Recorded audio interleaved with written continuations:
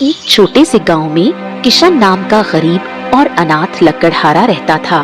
हर सुबह वो अपनी कुल्हाड़ी लेकर जंगल में लकड़ियां काटने निकलता था। एक दिन जब किशन जंगल की ओर जा रहा था, तभी रास्ते में उसका पड़ोसी बलराम मिल गया, जो हमेशा उसका मजाक उड़ाया करता था। क्यों किशन, चल दिए जंगल में करने मंगल, लेकिन तुम्हारे जीवन में है अमंगल।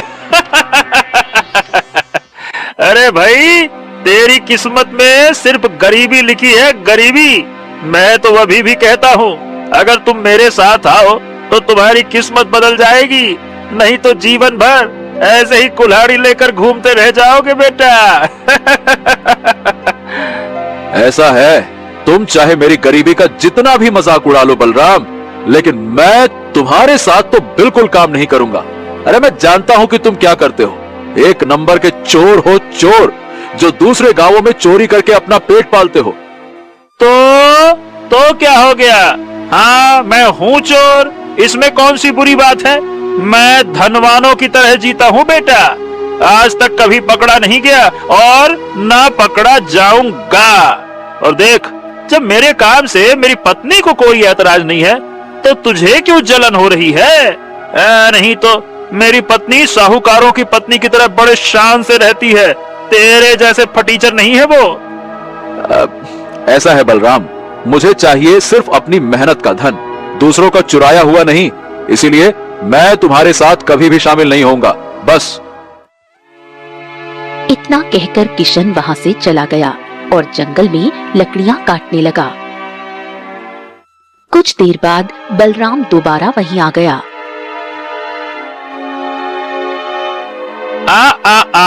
बिना कुछ बोले मेरी बात पहले ध्यान से सुन।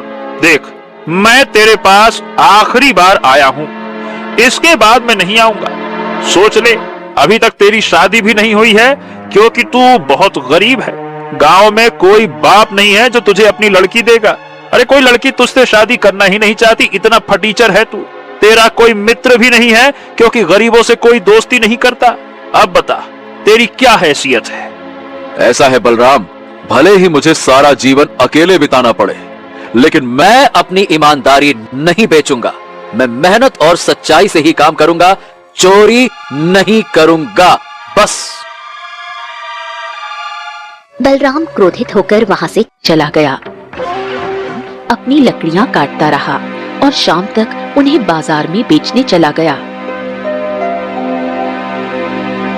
बाजार में किशन अपनी लकड़ियां बेच रहा था कि तभी एक ग्राहक उसके पास आया।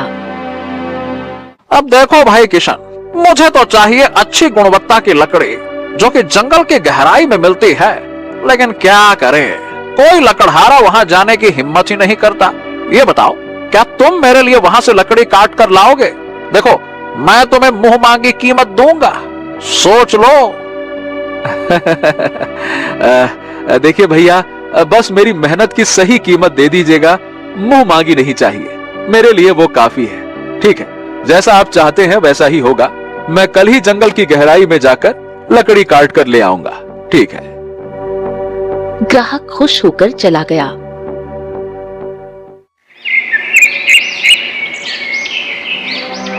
अगले दिन किशन जंगल की गहराई में गया।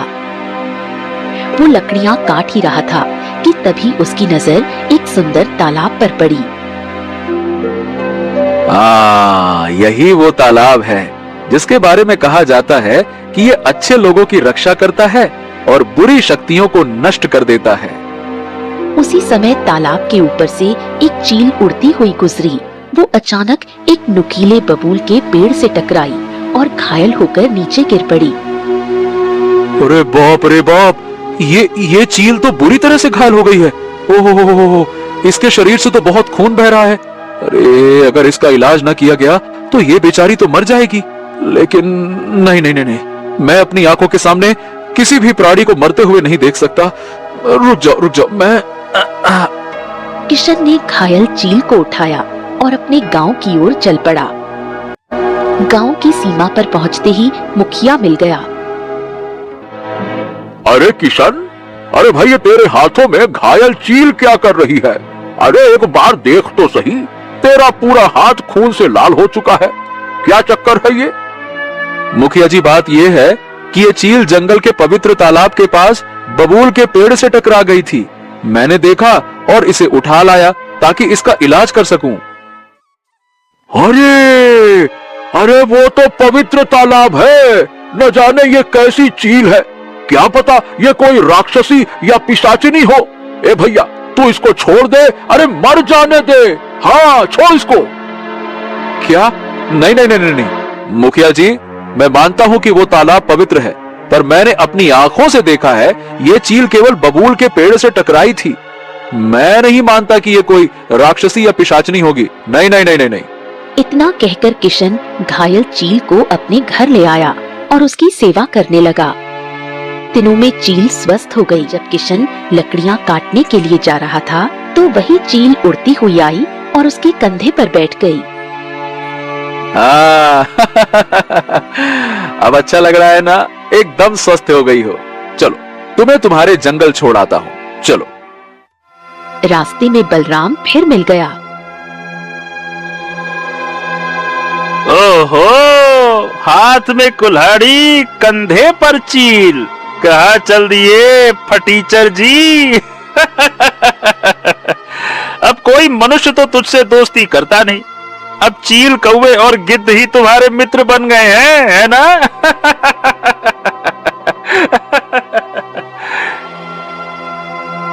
ये कहकर बलराम हंसता हुआ चला गया। किशन ने उसकी बातों पर ध्यान नहीं दिया और शांत मन से जंगल की ओर बढ़ गया। किशन जंगल में लकड़ियां काटने लगा। तभी वो चील एक ओर बैठकर उसे निहारने लगी। अचानक चील ने मनुष्य की आवाज में किशन से कहा, तुम्हारे गांव में तुम्हारा बहुत मजाक उड़ाया जाता है। तुम गांव वालों से कुछ कहते क्यों नहीं? ये सुनकर किशन चौंक गया और डरते हुए बोला, हाँ, हे भगवान, ये क्या? तुम मनुष्य की आवाज में बात कर रही हो? इसका मतलब मुखिया जी सही कह रहे थे। तुम जरूर कोई राक्षसी या पिशाचनी हो, है ना? है ना? नहीं, मैं कोई राक्षसी नहीं और ना ही पिशाचिनी। नहीं? तो फिर तुम कौन हो चील? मुझे बताओ, कौन हो तुम? समझ लो कि मैं एक मायावी चील हूँ और मैं इससे अधिक तुम्हें नहीं बता सकती, पर एक काम कर सकती हूँ। कौन सा काम? चील, मैंने तुम्हारी मदद की है। अगर मैं नहीं होता तो तुम्हें कौन बचा कर ले आता? बताओ भला। ये सुनकर चील चौंक उठी और गंभीर स्वर में बोली, जो भी हो, तुमने मेरी सहायता की है, अब मैं तुम्हारी सहायता करूंगी। चलो मेरे साथ। कहाँ चलना है, कुछ तो बताओ। मैं जंगल में एक ऐसी गुफा का ठिकाना जानती हूँ जिसके अंदर बेशकीमती खजाना है। उसे पाकर तुम बहुत धनवान बन जाओगे। इतना कहकर चील जंगल की गहराई में उड़ने लगी और किशन उसके पीछे पीछे चल पड़ा। बहुत देर बाद चील एक गुफा के भीतर प्रवेश कर गई। किशन जब गुफा में गया तो बुरी तरह चौंक उठा। गुफा के अंदर बेशकीमती सोने के सिक्के, हीरे मोती और अनगिनत आभूषण पड़े थे। ये सब कुछ तुम्हारा है, ले जाओ। किशन खुश हो गया। बस अब मैं जा रही हूँ। इतना कहकर चील रंग बिरंगी किरणों की तरह गायब हो गई। किशन सारे खजाने को लेकर अपने घर लौट आया। कुछ ही दिनों में किशन गांव का सबसे धनवान व्यक्ति बन गया। उसकी टूटी फूटी झोपड़ी के स्थान पर आलीशान हवेली खड़ी हो गई। हवेली में नौकर चाकर तथा समृद्धि दिखने लगी। ये बात बलराम को पसंद नहीं आई। एक दिन वो मुखिया के पास गया और गुस्से में बोला, अरे मुखिया जी, मेरी तो ये समझ में नहीं आ रहा कि ये फटीचर किशन रातों रात इतना धनवान कैसे हो गया। कुछ समय पहले तो वो टूटी फूटी झोपड़ी में रहता था, अब उसकी जगह पर देखो, वाह भाई, आलीशान हवेली बनी हुई है। ये क्या चक्कर है? मुखिया मुस्कुराया और बोला, देखो बलराम, हम सभी जानते हैं कि तुम हमेशा किशन का मजाक उड़ाते रहे हो, पर मैं मानता हूं कि किशन गलत काम नहीं कर सकता। अगर वो धनवान बन गया है तो गांव के लिए अच्छी बात है। कल को अगर किसी पर मुसीबत आई तो मुझे पूरा भरोसा है कि किशन दिल खोलकर मदद करेगा। तुम जैसी घटिया हरकतें नहीं करेगा वो। ये सुनकर बलराम क्रोधित हो गया, वहां से चला गया।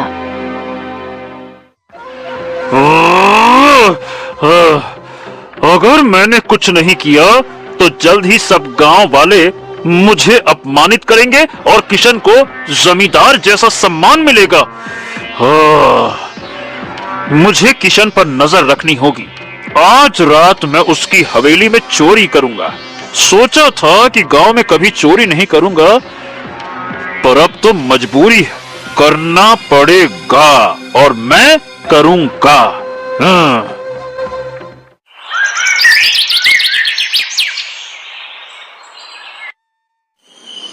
रात को किशन गहरी नींद में सो गया। बलराम चुपके से किशन की हवेली में घुसा और तलाशी लेने लगा। कुछ ही देर में वो एक कक्ष में पहुंचा जहां बहुत सारी बोरियां रखी थीं। बलराम ने जैसे ही एक बोरी खोली, उसकी आंखें आश्चर्य से फैल गईं। उसने अपने आप से कहा, हे भगवान, इस बोरी में तो सोने के सिक्के भरे पड़े हैं। इसका मतलब यहाँ जितनी भी बोरियां हैं उन सब में सोने के सिक्के हैं। धीरे धीरे बलराम ने सारी बोरियां खोल दी और बोला, इसमें भी इन सब में तो सोने के सिक्के, हीरे, मोती और जवाहरात जैसी चीजें भरी पड़ी हैं। आखिर किशन के पास इतना धन आया कहां से? खैर, जो भी हो, मैं ये सारा खजाना आज ही चुरा कर ले जाऊंगा और हमेशा के लिए अपनी पत्नी को लेकर इस गांव को छोड़कर चला जाऊंगा और किशन फिर से गरीब हो जाएगा, फटीचर कहीं का। इतना कहकर बलराम उठ खड़ा हुआ कि अगले ही पल उसे चक्कर आ गए और वो बेहोश हो गया। कुछ देर बाद बलराम की आंख खुली तो उसने अपने आप को गांव की सीमा पर पड़ा हुआ पाया। अचानक रंग बिरंगी किरणों के साथ वही चील प्रकट हो गई और बलराम को घूरने लगी। उसकी आंखें अचानक लाल हो गईं। हाँ, हे भगवान, मैं ये कहाँ आ गया? मैं तो किशन की हवेली में था। अचानक चक्कर आया, मैं बेहोश हो गया और मैं यहाँ कैसे आ गया? ये चील ये चील अचानक से कैसे प्रकट हो गई? हे भगवान, और इसकी आंखें लाल क्यों हैं? ये क्या हो रहा है? अगले ही पल चील की आंखों से रंग बिरंगी किरणें निकली और वो बलराम के शरीर पर पड़ी। बलराम बुरी तरह चिल्लाने लगा। कुछ ही देर में उसकी चीखें गांव के सन्नाटे में गूंज उठी। उसकी छाती से रक्त बहने लगा। उसका चेहरा विकृत हो गया और वो दम तोड़ गया। बलराम के मरते ही चील रंग बिरंगी किरणों से गायब हो गई।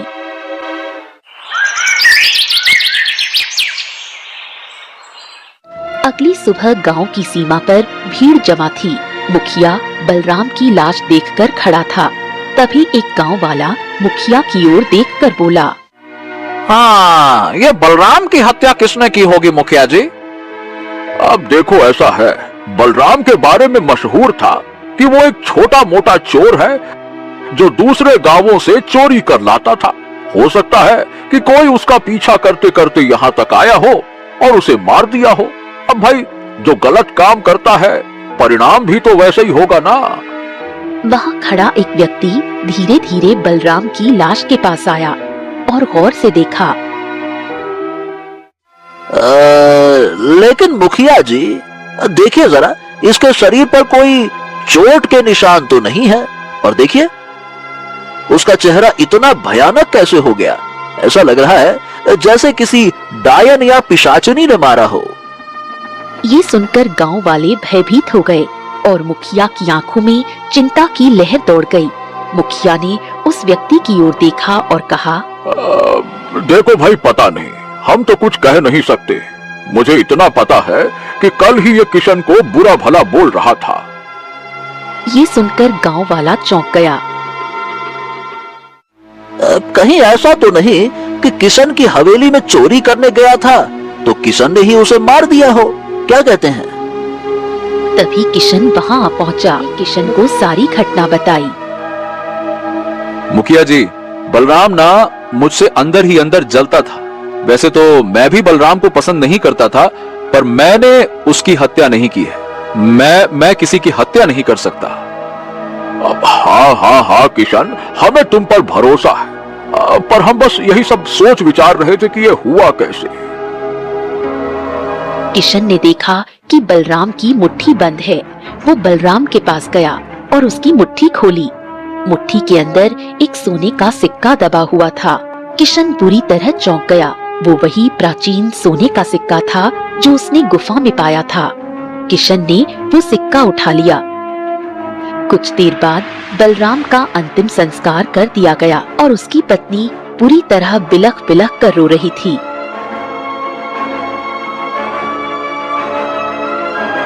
किशन ने आप से बोला, ओ, आखिर बलराम की मुट्ठी में मेरे वहां के सोने का सिक्का ये कैसे आया? ये तो वही प्राचीन सिक्का है जो मुझे गुफा के अंदर मिला था। कहीं बलराम वाकई में मेरी हवेली में चोरी करने तो नहीं आया था? पर अगर वो मेरी हवेली में आया भी था तो उसने क्यों केवल एक ही सिक्का उठाया? वो सारी की सारी बोरियां क्यों नहीं उठा ले गया? और अगर वो गया था तो उसके वापस जाने के पांव के निशान क्यों नहीं मिले? कुछ ना कुछ तो गड़बड़ है। वो धीरे धीरे उस कक्ष की ओर गया जहाँ खजाना रखा था। वहाँ उसने गीली मिट्टी के निशान देखे। किशन और भी अधिक चौंक गया। हाँ, हे भगवान, ये क्या? ये तो बलराम के पांव के निशान ही हैं। इसका मतलब कि वो मेरी हवेली के उस कक्ष तक आया था, लेकिन वापस नहीं, वापस जाने के तो निशान नहीं है। और अगर बलराम के वापस जाने के पांव के निशान गायब हैं, तो बलराम गांव की सीमा तक कैसे पहुंचा? किशन और भी उलझन में पड़ गया। किशन कई दिन तक सोचता रहा। एक दिन वो उलझन में जंगल में टहल रहा था कि उसकी नजर एक साधु पर पड़ी। वो गहरे ध्यान में लीन थे, पर किशन को देख मुस्कुराने लगे। बच्चे, मैं जानता हूं कि तेरे मन में क्या चल रहा है, लेकिन तू चाहे कितना भी सोच ले, सच्चाई तक नहीं पहुंच पाएगा। ये सुनकर किशन चौंक गया और साधु के पास पहुंचा। प्रणाम साधु महाराज। साधु महाराज, आप तो चमत्कारी लगते हैं। देखिए, अगर आपको सच में पता है कि मैं क्या सोच रहा हूं, तो मेरी एक उलझन को दूर कर दीजिए। मतलब देखिए, बलराम चोर तो था, पर उसकी भी एक पत्नी थी। आखिर उसकी हत्या किसने कर दी? देखो किशन, उसकी मृत्यु उसी चील के कारण हुई है जिसने तुझे खजाना दिया था। किशन स्तब्ध रह गया।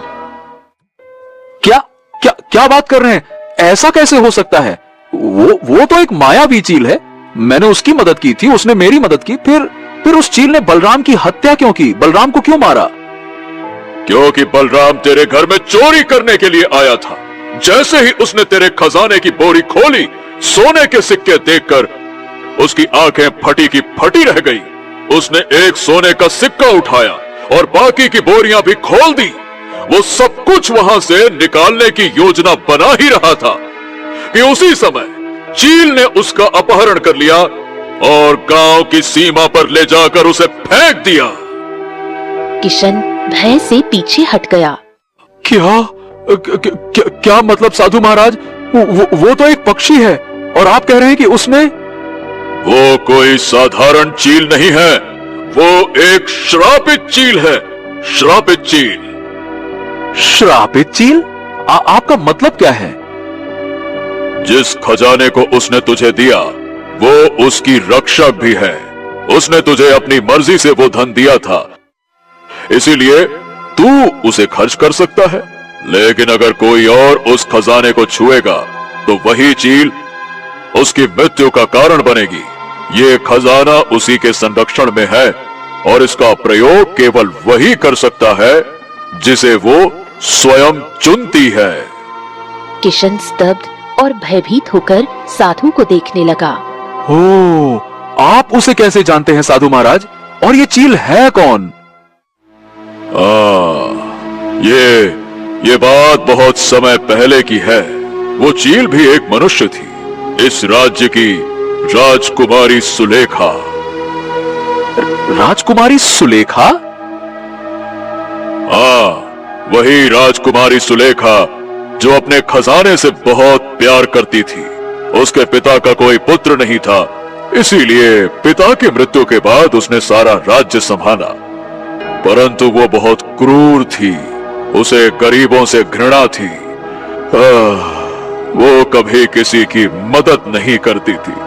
वो गरीबों को ऐसे देखती थी जैसे उनका गरीब होना अपराध हो। साधु की आंखें नम हो गईं और वो गहरी सोच में डूब गए। एक दिन राज्य में भयंकर अकाल पड़ा। राजकुमारी सुलेखा राज सिंहासन पर बैठी थी। महल के हॉल में तमाम मंत्री और दरबारी खड़े थे। तभी उसका मंत्री दरबार में आया। राजकुमारी, राजकुमारी, राजकुमारी, बड़ी समस्या है। राज्य में भयंकर अकाल पड़ गया है। सभी को धन की बड़ी आवश्यकता है। राजकुमारी जी, आप अपने खजाने का कक्ष खोल दीजिए और राज्य की प्रजा की मदद कीजिए ताकि वो दूसरे राज्यों से अनाज खरीद पाए। कृपा करिए राजकुमारी, कृपा करिए। ये सुनकर राजकुमारी सुलेखा क्रोधित हो उठी। बकवास मत करो मंत्री, मैं अपने खजाने में से फूटी कौड़ी भी प्रजा को नहीं दूंगी। मंत्री चौंक गया। राजकुमारी, आप तो प्रजा से नहीं मिलती हैं, प्रजा मुझसे मिलती है। वो मुझसे तरह तरह के सवाल करते रहते हैं और कह रहे हैं कि आप उनकी मेहनत का ज्यादातर हिस्सा कर के रूप में वसूल लेती हैं और जब जरूरत पड़ी है तो आपको उनकी सहायता तो करनी चाहिए। राजकुमारी कुछ पल गहरी सोच में डूबी रही। कह दो कि राजकोष खाली हो चुका है। कुछ ही दिनों में राजकुमारी सुलेखा ने सारा खजाना के भीतर सुरक्षित करवा दिया। गुफा के पास जाकर वो मुस्कुराई और बोली, अब मेरा धन मुझसे कोई नहीं ले सकता। तभी वहाँ एक साधु आया। उसकी दृष्टि में गुस्सा और उदासी दोनों थे। साधु ने तीखे स्वर में कहा, तूने अत्याचार की सारी हदें पार कर दी। इस मुसीबत की घड़ी में तूने अपना सारा खजाना गुफा में छुपा दिया। तू राजकुमारी कहलाने के योग्य नहीं है। मैं तुझे श्राप दे रहा हूँ। तू इसी समय चील में परिवर्तित हो जा और तेरा खजाना श्रापित हो जाए। अब इस खजाने का उपयोग तेरे अलावा कोई नहीं कर पाएगा। तू चील के रूप में उस खजाने की रक्षक बनकर जंगल की गहराइयों में भटकेगी। साधु ने इतना कहा ही था कि राजकुमारी सुलेखा रंग बिरंगी किरणों से परिवर्तित होने लगी। उसकी आंखों से आंसू बहने लगे। साधु ने ठंडे स्वर में कहा, आंसू बहाने से कोई फायदा नहीं होगा। यही तेरी सजा है। तेरा ही खजाना केवल वही इस्तेमाल कर पाएगा जिसे तू अपनी मर्जी से चुनेगी, और यदि कोई और उस खजाने को छुएगा तो तू अनिच्छा से भी उसकी हत्या कर देगी। ये श्राप तुझे उसकी हत्या करने पर विवश कर देगा। यदि फिर कोई तुझे अपनी मर्जी से वो खजाना वापस दे दे और वो तुझे साफ साफ स्वीकार कर ले, तब जाकर तेरा श्राप टूट जाएगा, खजाना मिट्टी बन जाएगा और तुझे मुक्ति मिल जाएगी। राजकुमारी सुलेखा रोने लगी। खजाने से किस मनुष्य को प्रेम नहीं होता। अगर मैं किसी को वो खजाना अपनी मर्जी से दूं और वो श्राप मुक्त रहे तो वो वापस क्यों करेगा। साधु गंभीरता से मुस्कुराया और कहा, यही तो श्राप है। इतना कहकर साधु रंग बिरंगे भंवर की भांति गायब हो गया। राजकुमारी सुलेखा की चीख गुमनामी में बदल गई, गुमनामी में बदल गई।